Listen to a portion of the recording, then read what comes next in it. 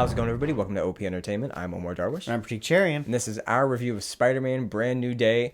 We're going to go spoiler-free on this. Directed by Dustin Daniel Cretton. Starring Tom Holland, Zendaya, all the people you love from the previous 3 movies. Yeah. Well, some of them. Some of them. What do you think? I loved this movie.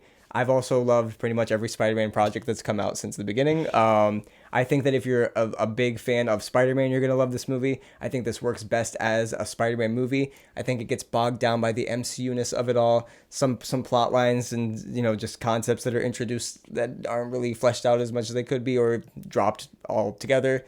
But I think that overall, I love this movie. I think I echo you exactly. As someone that loves Spider-Man, I loved this movie, but I feel like all the weakest parts of it are the parts where it is kind of tied down by the MCU or is doing things where you're just like, in knowing that this is going to be in this larger world, I don't know how much this, and this makes sense. Yeah. But as a Spider-Man story, this is fantastic. I thought that, and I think one of the other things I really liked is it almost doesn't matter what version of Spider-Man is your favorite. Like, there will be something where the way that they shot it and the way it looks, you will see things where you're just like, oh yeah, they're referencing my Spider-Man. That's a really good point. Like spoilers for No Way Home, I guess, but the last movie, you get 3 different Spider-Mans. You get all your favorite Spider-Mans and like different things about them. I feel like you're right. This did show our Peter going through and doing stuff like how every version of Spider-Man you've loved has gone through the same things, right? And it's not even just the movies. I thought like even the Insomniac like Spider-Man games on the PS4. Yeah. I thought some of the like fight sequences and some of the like web swinging moves and a couple of things he did like felt very reminiscent of that. Like I almost wanted to go back and boot up my copy because it's the essence of Spider-Man. Like the team. I mean, Tom Holland, Dustin Daniel Cretton, the whole team behind this like clearly gets Spider-Man and loves Spider-Man. So like they weren't gonna drop the ball in that aspect.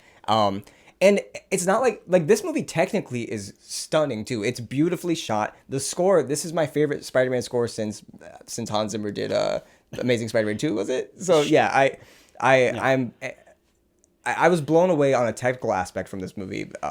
It's really just like, and I don't know if you would say like, I guess it is script issues, right? Sorry, hold on before we go there.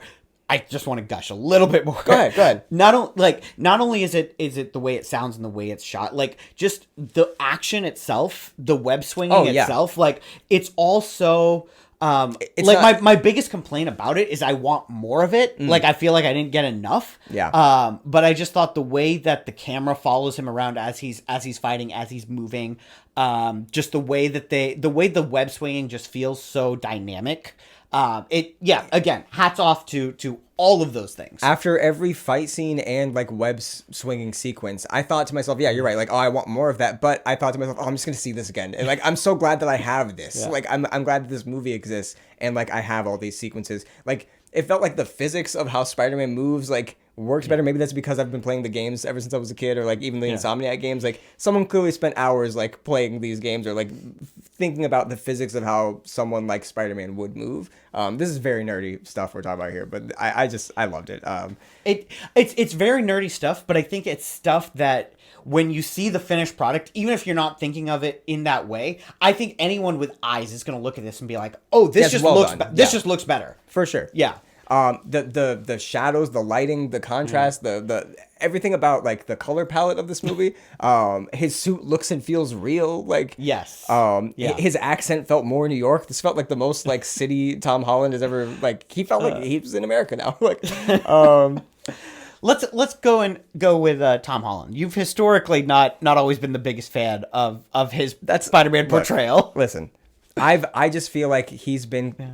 I mean, this movie is no different. He's shackled by the MCU, but this movie does an interesting thing where it decides to tell a Spider-Man story and an MCU story, and they do intertwine. But I think that when it's focusing on the Spider-Man aspect of it, it gives Tom Holland a lot of like opportunities to show why he is Spider-Man, why he is Peter Parker, and why it works. And and I think the other thing that this movie does really well is it takes the growth that he's had up to this point as the MCU Spider-Man and really almost like I don't want to say like perfects it, but it like there's a lot of little things here that he just does so much better now than he did before, in a way where it all comes together in this very complete package. And he just feels like a more like his Spider-Man feels more mature, but also he as performer feels more mature. Like this feels like an he's been in a Nolan movie now.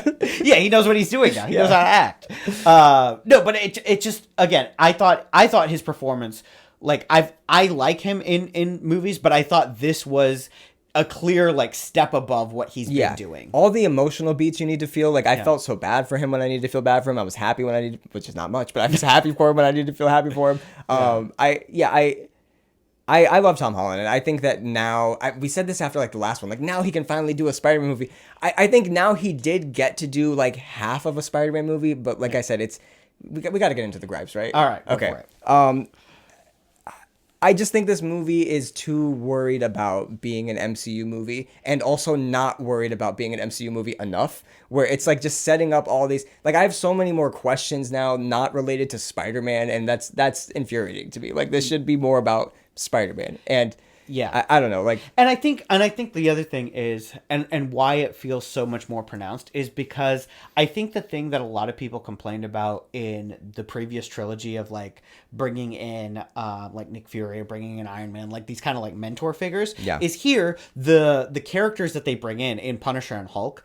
I thought they used them like the right amount, where they don't like overshadow Peter, but they're still there. It's all of the other MCU-ness stuff, or even like where they leave those characters, where I'm just like, hold on, if you left them here, then the next time I see it's going to be here, and I don't know that this equals that. Yeah, this movie could not handle another if they were going to make it like another story about a mentor figure. Like I think if anything, like without getting into it, I think Tom Holland is the mentor figure to the Punisher and the Hulk. Like it's more the other way around. Like they're all just like characters in the MCU, and like I think it works like to different degrees based on like how much you know and love these characters of the MCU. I can nitpick like whether or not I thought Frank's Punisher was the same as in Daredevil or vice. Do you think if you were someone who was just like parachuting in for a Spider-Man movie, and like you don't care about the larger MCU as a whole, do you think? I think I would get bored. I think I would get bored with like the. I think I would get bored with like the other aspects of it. That this movie is trying to. We were talking about this off camera, but it feels like a puzzle, right? This movie is like setting up like the beginning pieces of a puzzle, but you can't like see the rest of the puzzle. And like also, that's not really what this movie is about, because it's also about Spider-Man, because it's Spider-Man's movie. I don't know, like. I think the thing is the Spider-Man story and the Spider-Man like emotional arc and emotional beats are so good that like the other stuff, it just feels so flat by comparison, especially because it doesn't necessarily feel essential to his story. It doesn't feel essential to his story, other than like going what we were saying like about the whole mentor thing. I think it helps him be a mentor to other characters in the movie without getting into it. Sure. Which is fine. I just think that like he's kind of fighting his own battles in this movie, and like I wish we were kind of focused on that like more. But like you said, it's done so well that it's 10 out of 10 perfect. It's just this movie has a bunch of stuff in it that it doesn't need, and if it's gonna be in there, then I think it needed to be done more. Like it's like we're being very vague right now, but I feel like once you see the movie, you'll get what we're saying. It's just it's introducing all these neat, interesting concepts, and like that are like, wait, but if that's the case, then what about this? But wait, we're watching Spider-Man. Sorry, go back to Spider-Man. You know, like I don't know. And it's not like they are intertwined. It's not like a completely different storyline. It's part of the Spider-Man story, but like you could have almost like cut this into two different movies. Like I don't know. It's not long enough nearly, but like it almost like this is one of those where like I almost wish that I had a TV length, like a TV season like length of time to like go it, because I feel like if I could like weave this in over an extended time, maybe all of this would feel better. I mean, it honestly genuinely felt like a great Spider-Man movie, and they also had a script for another character's movie, and they were like, well, we could work this in here. It could be happening at the same time, and it would work maybe even two different characters. Yes, maybe if you could believe that. Are we ready to score it? Because I don't want to spoil anything. All right. And I think my only other gripes are pretty spoiler heavy. So before we score it, And without going into spoilers, how do you feel about the post-credit scene? Hated it. It's completely awful. You don't need to see this post-credit scene. If you read about it later on Google, you will have seen the post-credit scene. Like It's to me the post-credit scene was emblematic of everything I didn't like about the movie, in that it almost felt like the movie was beholden, like it was obligated to put a post-credit scene in there. It's also and it did, and it didn't need to, and it would have been better without it. And like, to me, it almost left a bitter taste in my mouth, because it reminded me of all the things about the movie I didn't like, where like when the movie ended, it ended in a way where like it ended on all the things I do love. Like I wish it had ended where it ended. And it's also not a mid-credit, it's a post-credit. It's after the credits. So it's like, and it's so nothing, like it's like 10 frames. It's nothing. Like it's so nothing. It would have been better had they just like, I don't know, shot something and just said what was happening. I don't know. It's hard to talk about, but like... Anyway, that's... Yeah, I thought it was a stupid post-credit scene, but the movie itself, I love this movie. There's issues with it, but I still think... Like, I'm ready to score it. Are you ready to score it? Yeah, I'm ready to score it. I'm thinking 9 out of 10. Like, all of my issues are just in a 1 digit on the scale, because... I got an amazing Spider-Man, no pun intended. I got an incredible Spider-Man movie that like... Spectacular Spider-Man? Yeah, some might say. I can't think of another one. I got a Friendly Neighborhood Spider-Man movie. But no, I think that if you're going through life and you're in your 20s or above, this movie is just like a coming of age. Isn't the last 3 movies were coming of age. This is just, he's the age now. You know what I mean? Like, he's going through life, and I think this is the most relatable that Tom Holland's Spider-Man has been, at least for me. And I think that a lot of people are probably going to feel the same way about this. It's beautiful. The score was great. I think that go see this on the biggest screen, which is not going to be IMAX now, but go see it on Dolby or Infinity Vision or whatever you can. Yeah, 9 out of 10. I love this movie. Go see it in a movie theater. Yeah. I think for me, I'm going to go with an 8 out of 10. Okay.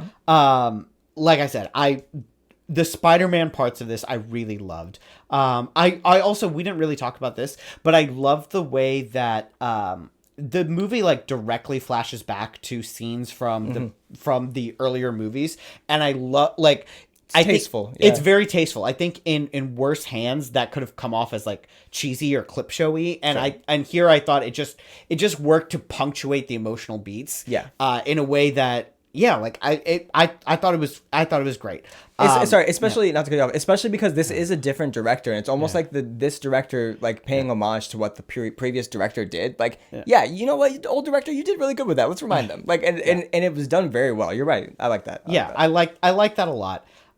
It's just like I said, I thought the movie was kind of operating while obligated to like pull this other thing along that it really didn't need to, and it weighed it down. But for that, but it's still great. I'm still going to revisit it. I had a good time. I would say 8. I think it'll work better once the stuff that this movie is setting up about future MCU projects, once those projects happen and we know like where that stuff is going, I think this will work better, which is like, you know, the Iron Man 2 of it all. This movie is a lot of setup, and you might be able to appreciate it later on once the setup has paid off. Or once you're just like, oh, okay, I can ignore all the setup and just watch the movie for the movie. Exactly. But like, I don't know. With this, it's so half and half between a Spider-Man movie and something else that like, if you're fast forwarding through that other stuff, you're skipping half the movie. Yeah, I'm not saying fast forwarding, but I think in your brain, you're like... You're mentally checking out. You can check yourself out of that stuff. Sure. But yeah. Anything else? I was going to ask you to rank every Spider-Man movie, but I guess we'll save it for next time. Let's save that for a time where we don't have movies coming out. Yeah, so maybe next week. We'll see you guys.